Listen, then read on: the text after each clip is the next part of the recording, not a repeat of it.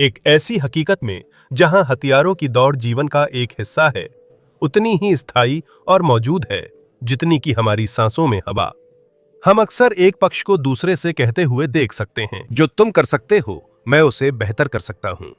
Shahid 136 Iran की प्रतिक्रिया है पश्चिम के ड्रोन युद्ध में निवेश और प्रगति के जवाब में। हजारों किलोमीटर उड़ान, पहचान से बचाव और विस्फोटक पेलोड की क्षमता के बावजूद इस ड्रोन की सबसे ज्यादा तारीफ इसकी लागत प्रभावशीलता के लिए होती है, क्योंकि शाहिद को गिराने के लिए इस्तेमाल किए जाने वाले हथियार आमतौर पर $30,000 के इस ड्रोन से भी ज्यादा महंगे होते हैं। ये युद्धप्रिय लोगों के लिए आकर्षक विकल्प है जो वायु शक्ति दिखाना चाहते हैं। शाहिद 136 ने यूक्रेन में एक डरावने ड्रोन की छवि बना ली है, क्योंकि ये एक साधारण तकनीक वाला हथियार होने के बावजूद यूक्रेनी सुरक्षा को भेदने में सक्षम रहा है।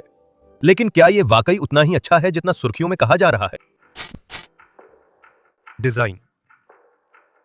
अब ईरान ने 2000 के दशक के मध्य में अपने ड्रोन कार्यक्रम के दूसरे चरण में प्रवेश करते हुए ड्रोन विकसित करना और भी तेजी से शुरू किया, और 136 मॉडल पुराने और कम विकसित 131 का ही अगला संस्करण है।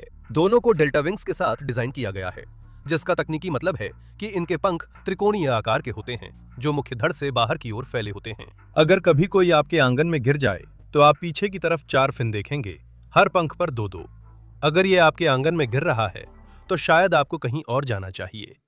पंखों के सिरों पर आपको वर्टिकल विंग स्टेबलाइजर मिलेंगे जो 131 मॉडल से अलग होंगे। पुराने मॉडल के स्टेबलाइजर सिर्फ ऊपर बढ़े थे, जबकि 136 के स्टेबलाइजर ऊपर नीचे दोनों ओर बढ़े हैं, जो स्थिरता के लिए बेहतर है। शाहिद 136 लगभग पूरा फाइबर ग्लास का है, लेकिन रूसी संस्करण में ऐसा नहीं है। रूस ने इस हथियार प्रणाली को अपनाया है और वे इसे यूक्रेन में बड़े पैमाने पर इस्तेमाल कर रहे हैं। साथ ही उन्होंने इसके डिजाइन को भी अपना बना लिया है। एक चीज जो उन्होंने की है वो है शाहिद में कार्बन फाइबर डालना, जिसे उन्होंने गेरान 2 नाम दिया है। गेरान एक रूस में पुराने शाहिद मॉडल का नाम है। तो रूसी और ईरानी दोनों संस्करणों में ड्रोन के पंख 2.5 मीटर या 8 फीट 2 इंच चौड़े हैं और पूरा शरीर 3.5 मीटर या लगभग 11 फीट 6 इंच लंबा है, और इसका वजन लगभग 200 किलोग्राम या 440 पाउंड है। सिर्फ वारहेड ही वजन का लगभग 1/4 हिस्सा है, और वास्तव में यह लोइटरिंग म्यूनिशन में इस्तेमाल होने वाले ज्यादातर वारहेड से काफी भारी है। इजराइल का हार्पी 32 किलोग्राम वारहेड लेता है, जबकि अमेरिका का हीरो सिर्फ 4.5 किलोग्राम वारहेड लाता है। शाहिद 136 में अधिक विस्फोटक शक्ति उसकी सटीकता की कमी के कारण है, क्योंकि वह शायद ही अपने लक्ष्यों को बिल्कुल सटीकता से मारता है। इंजीनियरों ने यह सुनिश्चित किया कि इसका वॉर इतना ताकतवर हो और इतना बड़ा क्षेत्र कवर करे कि यह किसी भी हालत में पर्याप्त नुकसान पहुंचा सके। नाक के शंकु के ठीक पीछे, जो एक वायुक्तिकीय कवर के रूप में काम करता है, ड्रोन को धमाका कराने वाली चीजें पारंपरिक विस्फोटक, विखंडन वारहेड, शेप्ड चार्ज वारहेड और थर्मोबैरिक वारहेड है। रूसियों ने फॉर्मूला बदला, क्योंकि जैरन 2 में 90 किलोग्राम तक वारहेड हो सकता है, जिससे विस्फोटक गोला बारूद दोगुना हो जाता है और विनाशकारी प्रभाव बढ़ जाता है। कुछ रिपोर्टों के मुताबिक रूस ने अपने वारहेड में टंगस्टन बॉल के छर्रे भरने शुरू किए हैं, जो GMLRS वारहेड जैसे हैं और M217 multiple launch rocket systems में इस्तेमाल होते हैं। ये नया गोला बारूद जमीन से 10 मीटर ऊपर फटकर बड़े क्षेत्र में नुकसान पहुंचाता है और वहां लाखों छोटे टंगस्टन व रॉकेट के टुकड़े फैला देता है। ये एंटी इन्फेंट्री हथियार डरावना है, क्योंकि 90 किलोग्राम के वारहेड में करीब 2 लाख टंगस्टन के टुकड़े होते हैं। रूस का ये ड्रोन अब पूरी तरह ईरान से स्वतंत्र रूप से बन रहा है, जिसमें वारहेड, निर्माण सामग्री और इलेक्ट्रॉनिक्स में बदलाव किए गए हैं। इन ड्रोन को दूर से नियंत्रित नहीं किया जा सकता, इनके लक्ष्य पहले से निर्धारित होते हैं। आमतौर पर शाहिद 136 जैसे ड्रोन नेविगेशन के लिए GPS सिस्टम जैसे नेविगेशन सिस्टम का इस्तेमाल करते हैं, लेकिन इस ड्रोन के रूसी संस्करण में रूस का ग्लोनास नेविगेशन सिस्टम इस्तेमाल होता है, जो सीधे शब्दों में कहें तो रूस का अपना GPS सिस्टम है। उन्होंने कॉमेट सैटेलाइट नेविगेशन मॉड्यूल और एंटी जैमिंग सिस्टम पेश किया है, जो सैटेलाइट जैमिंग रोकता है। 2024 में यूक्रेनी सेना ने एक जरन 2 ड्रोन को मार गिराया, जिसमें इंटरनेट कनेक्टिविटी सुनिश्चित करने के लिए स्टारलिंक सिस्टम लगा हुआ था, ताकि यूक्रेनी हवाई क्षेत्र में इंटरनेट बना रहे।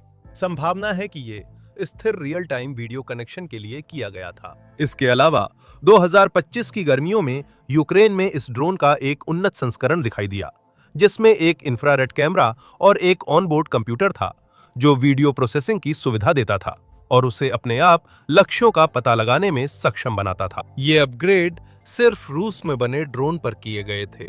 शाहिद का ईरानी संस्करण इनर्शियल गाइडेंस सिस्टम के साथ आता है। अभी तक स्वायत्त गाइडिंग, कैमरा, एंटी जैमिंग या टंगस्टन बॉल श्रैपनल की रिपोर्ट नहीं है। ड्रोन के रूसी और ईरानी दोनों संस्करणों में पाई जाने वाली कुछ गिनी चुनी एक जैसी चीजों में से एक है इसका इंजन। दोनों में MD 550 two bladed propeller engine का इस्तेमाल होता है, जो कम से कम 2000 किलोमीटर की रेंज सुनिश्चित करता है और कुछ मामलों में 2500 किलोमीटर तक भी जा सकता है, यानी लगभग 1600 मील। इसकी अधिकतम गति 185 किलोमीटर प्रति घंटा या 115 मील प्रति घंटा है। वित्तीय युद्ध। अब शाहिद 136 का डिजाइन एक चीज में बेहतरीन है और वो है निवेश पर वापसी देना। ईरान को एक ड्रोन बनाने में 10 से 30 हजार डॉलर का खर्च आता है और 2022 में उन्होंने रूस को एक ड्रोन $1,93,000 में ट्रक भर भर के बेच दिए, जो साफ तौर पर काफी अच्छा मुनाफा है। रूस ने जब खुद के ड्रोन बनाने शुरू किए, जिनकी लागत 30 से 80 हजार डॉलर थी, तो कुल लागत बढ़ गई, जो समझ में आता है क्योंकि रूसी इंजीनियरों ने डिजाइन में कई सुधार किए थे। तुलना करें तो क्रूज मिसाइलें और टैक्टिकल मिसाइलें, जिनकी रेंज भी अक्सर उतनी ही लंबी होती है, उनकी कीमत $3 मिलियन तक जाती है और यही कीमत का अंतर पूरे शाहिद 136 प्रोग्राम की सबसे बड़ी ताकत है। ये बात भी बतानी चाहिए कि वही मिसाइलें शाहिद 136 को पूरी तरह पीछे छोड़ देती हैं। वे बहुत तेज है, रोकना मुश्किल है और शाहिद से 10 गुना पेलोड ले जाती हैं। शाहिद छोटे इलाकों पर सटीक हमले के लिए बनी थी, न कि पूरे पहाड़ को मिटाने के लिए। शाहिद 136 चलाना आसान है और रसद के लिहाज से भी कम मांग वाला है, खासकर लॉन्च करने के मामले में। इसी वजह से शाहिद 136 लंबी दूरी की क्षमता किफायती दाम पर देता है, जो उन कम विकसित देशों के लिए आदर्श है जो विजय चाहते हैं पर महंगी क्रूज मिसाइलों की लागत नहीं उठा सकते। आर्थिक युद्ध में शाहिद 136 का उपयोग करने वाला आमतौर पर एंटी एयर और man portable air defence systems use करने वाले से ज्यादा पैसे बचाता है। Man portable air defence systems 20,000 से $1,00,000 तक मिलते हैं, जबकि शाहिद 136 के खिलाफ इस्तेमाल होने वाली एयर टू एयर और सरफेस टू एयर मिसाइलें अक्सर $1,00,000 से ज्यादा की होती हैं। इसमें तो ऑपरेटिंग प्लेटफॉर्म्स, रडार, सर्विलांस स्टेशनों और उन स्टेशनों पर तैनात कर्मचारियों की कीमत भी शामिल नहीं है। ड्रोन का बढ़ता उपयोग उन्हें सैन्य रणनीति में अहम बना रहा है। बजट प्रमेय के अनुसार पर्याप्त संख्या में हाईटेक कर्मचारियों को सस्ते, कम तकनीक वाले हथियारों से हराया जा सकता है। रूस ने यूक्रेन की आर्थिक स्थिति कमजोर करने के लिए गेरेन 2 ड्रोन से 6,000 से ज्यादा ड्रोन बनाने का संकल्प लिया है। युद्ध के इतिहास में प्रदर्शन। तो शहीद 136 की सबसे प्रसिद्ध तैनाती निश्चित रूप से यूक्रेन में है, जहां इसका इस्तेमाल किया गया और रिकॉर्डिंग के समय भी विभिन्न उद्देश्यों के लिए किया जा रहा है। शहीद 136 एक साधारण और कच्चा ड्रोन है, फिर भी यह रक्षात्मक बलों के लिए कई चुनौतियां पेश करता है। शहीद 136 का मकसद दुश्मन के स्थिर ढांचे और कर्मियों को नुकसान पहुंचाना है। इसे चलती लक्ष्यों पर सटीकता की कमी के कारण इस्तेमाल नहीं किया जाता। रूसी बल यूक्रेनी वायु रक्षा की जांच के लिए इनका उपयोग करते हैं, फिर शक्तिशाली मिसाइलें दागते हैं। 136 को एक रेल से लॉन्च किया जाता है, जिसमें ड्रोन के साथ एक डिस्पोजेबल रॉकेट जुड़ा होता है, जो टेक ऑफ के शुरुआती हिस्से के लिए इस्तेमाल होता है। इन्हें जल्दी लॉन्च किया जा सकता है और लॉन्च रैंप एक आम पिकअप ट्रक की पिछली खुली बॉडी में आसानी से लगाया जा सकता है, जिससे हथियार सिस्टम बेहद मोबाइल रहता है। कई शाहिड्स को एक साथ कुछ लॉन्चर से लॉन्च किया जा सकता है, जिससे झुंड बनाए जा सकते हैं, और यही वो तरीका था जिस पर रूस ने यूक्रेन की रक्षा प्रणाली को दबाने के लिए भरोसा किया था। यूक्रेनी बलों की एक समस्या ये है कि लॉन्च पोजीशन का पता लगाना मुश्किल है। एंटी एयर डिफेंस को खतरे का पता चलने तक प्लेटफॉर्म आगे बढ़ चुका होता है। आने वाले शाहिद्स का पता लगाना भी एक चुनौती है, क्योंकि इन ड्रोन के लिए प्रोग्राम की गई उड़ान पथ जमीन के बहुत करीब होती है, जिससे इन्हें रडार पर पकड़ना नामुमकिन हो जाता है। साथ ही इससे इनकी सहन शक्ति भी बढ़ जाती है, यानी ये ज्यादा देर तक उड़ सकते हैं। जमीन पर मौजूद रक्षा प्रणालियां इन्हें मुश्किल से ही पकड़ पाती हैं। इसलिए यूक्रेनियों के लिए हवाई संसाधनों पर निर्भर रहना एक तार्किक विकल्प था, लेकिन इसमें ज्यादा सफलता नहीं मिली।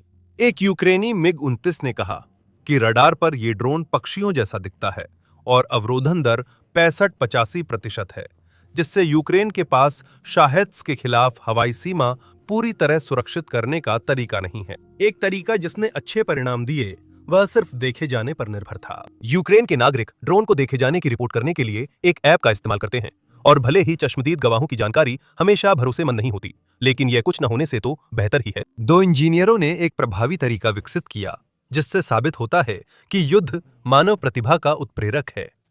कई सैनिकों ने बताया कि शाहेद के थर्मल सिग्नेचर से उसकी लोकेशन पता नहीं चलती। ड्रोन अभी भी काफी तेज आवाज करता है और सैनिक इसे बहुत दूर से आते हुए सुन सकते हैं। लगभग 10,000 माइक्रोफोन का उपयोग करके, जिनकी कीमतें सिर्फ $4 से लेकर $500 तक होती हैं, और उन्हें एक कंप्यूटर के माध्यम से नेटवर्किंग करके डेटा को उड़ान योजनाओं में बदलकर यूक्रेनी बलों ने एक ध्वनिक रडार का विकल्प तैयार कर लिया। स्काई फोर्ट्रेस नामक यह सिस्टम इतना प्रभावी है कि अमेरिकी सेना इसे अपनाने और विकसित करने में रुचि रखती है, क्योंकि इसकी लागत 2 पैट्रियट मिसाइलों से भी कम है। शाहेद 136 का पता लगाना उसे गिराने से ज्यादा कठिन है। यूक्रेनी सैनिकों ने बताया कि छोटे हथियारों की गोलीबारी से भी इस ड्रोन को गिराया जा सकता है, जिससे साबित होता है कि इसकी बख्तरबंदी मजबूत नहीं है।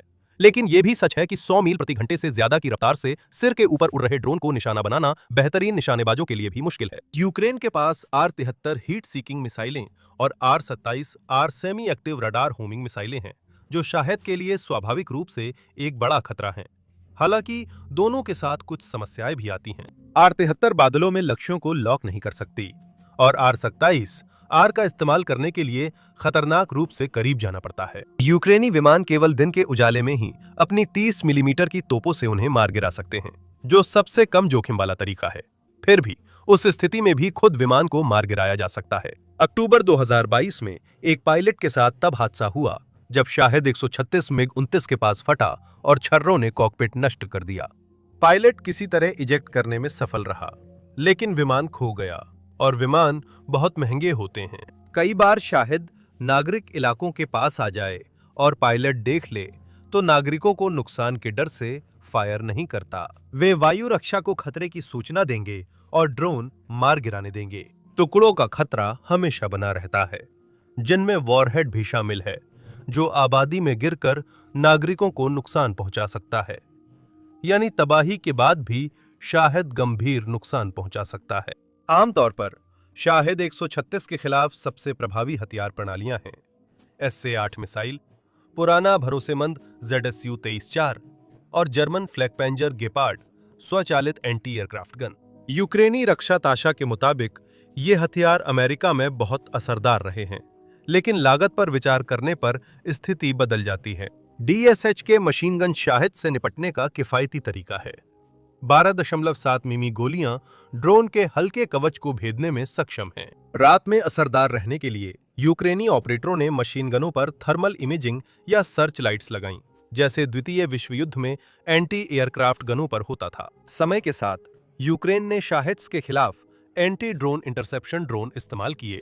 ड्रोन के मॉडल और स्पेसिफिकेशन गुप्त हैं, ताकि रूसी सेना उन्हें काउंटर करने के लिए अपने ड्रोन में बदलाव न कर सके। 2025 की गर्मियों में रिपोर्ट हुआ कि यूक्रेनी सेना द्वारा गिराए गए 10 में से 9 शाहेद ड्रोन उन्हीं ड्रोन से गिराए गए, जो अब उनके मुख्य एंटी शाहेद हथियार है। यूक्रेनी सेना द्वारा शाहेद ड्रोन को पकड़ने और गिराने के तरीके खोजने के बावजूद ये ड्रोन अभी भी यूक्रेनी रक्षा प्रणाली में सेंध लगाने के रास्ते ढूंढ रहे हैं, और इसका तरीका संख्या में है। जैसा बताया गया था, शाहेद ड्रोन झुंड में छोड़े जाते हैं, और चाहे डिफेंस ऑपरेटर कितने भी अच्छे हों, अगर कई टारगेट हों तो कुछ ड्रोन काउंटर ड्रोन्स और गोलियों को पार कर लक्ष्य तक पहुंचकर विस्फोट कर सकते हैं। रिपोर्ट के अनुसार रूस ने 2024 में 6 महीनों में यूक्रेन पर 2600 से ज्यादा शाहेद 136 ड्रोन छोड़े। हालांकि यूक्रेन ने उनमें से 80% को रोककर नष्ट कर दिया, फिर भी कुछ ड्रोन सिर्फ उनकी तादाद ज्यादा होने की वजह से बच निकले। 2025 में रूस रोज औसतन 140 शाहेद ड्रोन लॉन्च कर रहा था। जो ड्रोन यूक्रेनी सुरक्षा पार कर गए, उन्होंने दिखाया कि झुंड वाले हमले अब भी कुछ हद तक कारगर है। तो आज के मुख्य सवाल का जवाब देने के लिए क्या शाहिद 136 वाकई में अच्छा है? देखिए, आपको सिर्फ नतीजे देखने हैं। यूक्रेन पर हमले के दौरान जब रूस ने शुरुआत में ये ड्रोन इस्तेमाल किए, तब यूक्रेन का बजट हमेशा घाटे में था। शाहिद 136 शुरू में पहचान से बच गया, और जब यूक्रेन ने उसका पता लगाने के तरीके विकसित कर लिए, तब भी उसे गिराने वाले हथियार ड्रोन से महंगे थे।